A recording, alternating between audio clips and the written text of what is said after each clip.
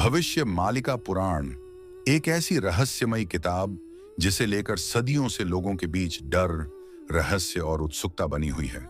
कहा जाता है कि इस किताब में सैकड़ों साल पहले ही आने वाले समय की बड़ी बड़ी घटनाओं का वर्णन कर दिया गया था। कुछ लोग इसे ईश्वर का संदेश मानते हैं, तो कुछ लोग इसे केवल एक धार्मिक रचना बताते हैं। लेकिन जब इस किताब की भविष्यवाणियों को आज की घटनाओं से जोड़ा जाता है, तो कई लोगों के रोंगटे खड़े हो जाते हैं। क्या सच में इस किताब में कोरोना महामारी का जिक्र था? क्या इसमें तीसरे विश्व युद्ध और धरती पर आने वाले विनाश की चेतावनी दी गई थी? क्या 2020 से ही कलयुग के अंत की शुरुआत हो चुकी है, या फिर यह सब सिर्फ लोगों के डर और कल्पना का खेल है? आज हम भविष्य मालिका पुराण की पूरी कहानी को सरल भाषा में समझेंगे, जहां अध्यात्म, रहस्य, विज्ञान और इंसानी सोच सब एक दूसरे से जुड़े हुए दिखाई देते हैं। यह कहानी शुरू होती है 16वीं सदी के ओडिशा से, जहां एक महान संत हुए थे, संत अच्युतानंद दास। उन्हें पंचसखा संतों में से एक माना जाता है। कहा जाता है कि वे केवल साधु नहीं थे, बल्कि योग, ध्यान, तंत्र, आयुर्वेद और आध्यात्मिक ज्ञान के बहुत बड़े विद्वान थे। लोगों का विश्वास था कि उनके पास ऐसी शक्ति थी जिससे वे भूत, वर्तमान और भविष्य तीनों को देख सकते थे। उनकी बातों को लोग भगवान का संदेश मानते थे। इन्हीं संत अच्युतानंद दास ने भविष्य मालिका नाम की रहस्यमयी पुस्तक लिखी। कहा जाता है कि यह पुस्तक पीपल के पत्तों पर लिखी गई थी। इस किताब का गहरा संबंध जगन्नाथ मंदिर से माना जाता है।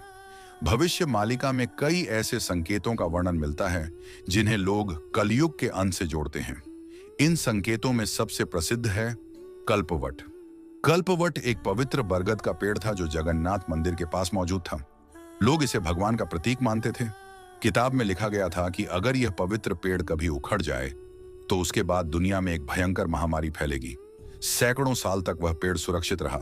तूफान आए, बारिश आई, समय बदलता गया, लेकिन वह पेड़ वहीं खड़ा रहा। फिर साल 2019 में ओडिशा में फेनी नाम का भयंकर तूफान आया। इस तूफान ने उस प्राचीन बरगद के पेड़ को जड़ से उखाड़ दिया।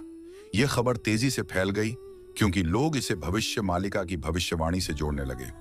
और हैरानी की बात यह थी कि कुछ ही महीनों बाद पूरी दुनिया में कोविड-19 महामारी फैल गई। एक ऐसा वायरस जिसने पूरी दुनिया को रोक दिया। लाखों लोगों की जान चली गई, देशों की अर्थव्यवस्था टूट गई और इंसान पहली बार इतना असहाय महसूस करने लगा। इसी घटना के बाद भविष्य मालिका अचानक पूरी दुनिया में चर्चा का विषय बन गई। लेकिन यह रहस्य यहीं खत्म नहीं होता। भविष्य मालिका में एक और संकेत का जिक्र मिलता है। कहा गया था कि जिस दिन जगन्नाथ मंदिर के ध्वज में आग लगेगी, वह समय बड़े बदलावों और संकटों का संकेत होगा। मार्च 2020 में मंदिर के ध्वज में अचानक आग लगने की खबर सामने आई। यह घटना लोगों के लिए बेहद चौंकाने वाली थी, क्योंकि मंदिर के इतिहास में ऐसा बहुत कम देखा गया था।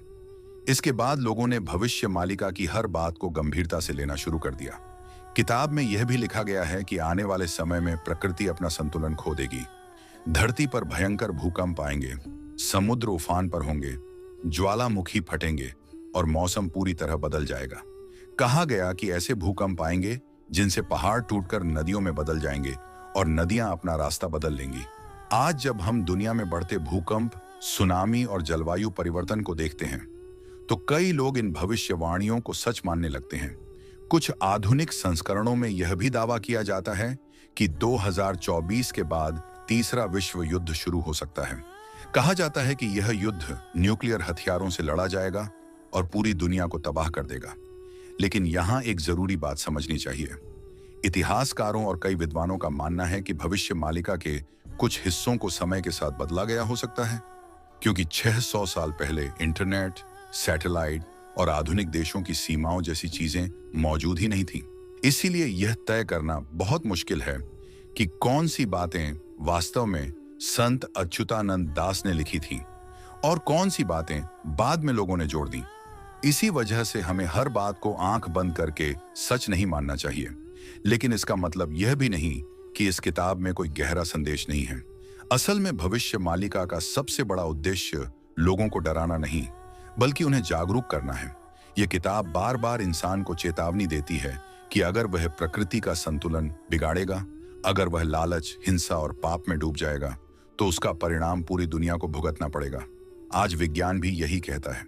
ग्लेशियर तेजी से पिघल रहे हैं, समुद्र का स्तर बढ़ रहा है, धरती का तापमान हर साल बढ़ता जा रहा है और प्राकृतिक आपदाएं पहले से ज्यादा खतरनाक होती जा रही हैं। हो सकता है भविष्य मालिका इन सब बातों को प्रतीकों के जरिए समझाने की कोशिश करती हो। किताब में भगवान विष्णु के कल के अवतार का भी जिक्र मिलता है, लेकिन कई लोग इसे गलत तरीके से फैलाकर डर पैदा करते हैं कि दुनिया बहुत जल्द खत्म हो जाएगी।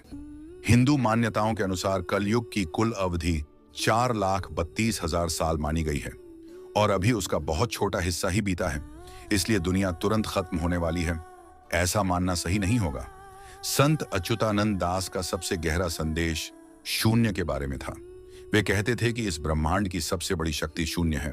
सब कुछ शून्य से शुरू होता है और अंत में उसी में समा जाता है। अगर पूरा ब्रह्मांड खत्म हो जाए, ग्रह, तारे, सूरज, धरती सब मिट जाएं, तो भी शून्य हमेशा रहेगा। साधारण इंसान उस शून्य को समझ नहीं सकता क्योंकि हमारी सोच सीमित है, लेकिन संत और योगी ध्यान के जरिए उस अवस्था को महसूस कर सकते हैं। आज के समय में बहुत लोग भविष्य देखने का दावा करते हैं, लेकिन सच यह है कि भविष्य को पूरी तरह कोई नहीं जान सकता। अगर किसी इंसान को सच में भविष्य पता होता तो वह दुनिया का सबसे अमीर और शक्तिशाली इंसान बन जाता। पहले भी 2012 में कहा गया था कि दुनिया खत्म हो जाएगी, लेकिन ऐसा कुछ नहीं हुआ। इसीलिए डर फैलाने वाले लोगों से सावधान रहना जरूरी है। भविष्य मालिका का असली संदेश बहुत सरल है। प्रकृति का सम्मान करो, हिंसा छोड़ो, लालच से दूर रहो, सच, प्रेम, दया और क्षमा को अपनाओ। क्योंकि अगर इंसान खुद को नहीं बदलेगा तो विनाश किसी भविष्यवाणी से नहीं, बल्कि इंसान के अपने कर्मों से आएगा। और शायद यही भविष्य मालिका पुराण का सबसे बड़ा रहस्य है। दुनिया का अंत किसी एक दिन अचानक नहीं होता। दुनिया का अंत तब शुरू होता है जब इंसान इंसानियत खो देता है। अगर आपको यह रहस्यमयी कहानी पसंद आई हो तो वीडियो को लाइक जरूर करें और ऐसी ही रहस्यमयी, पौराणिक और ज्ञान से भरी कहानियों के लिए चैनल को सब्सक्राइब करना मत भूलिए, क्योंकि अगली वीडियो में हम जानेंगे भविष्य मालिका की वो भविष्यवाणी जिसे सुनकर आज भी बड़े बड़े वैज्ञानिक हैरान रह जाते हैं।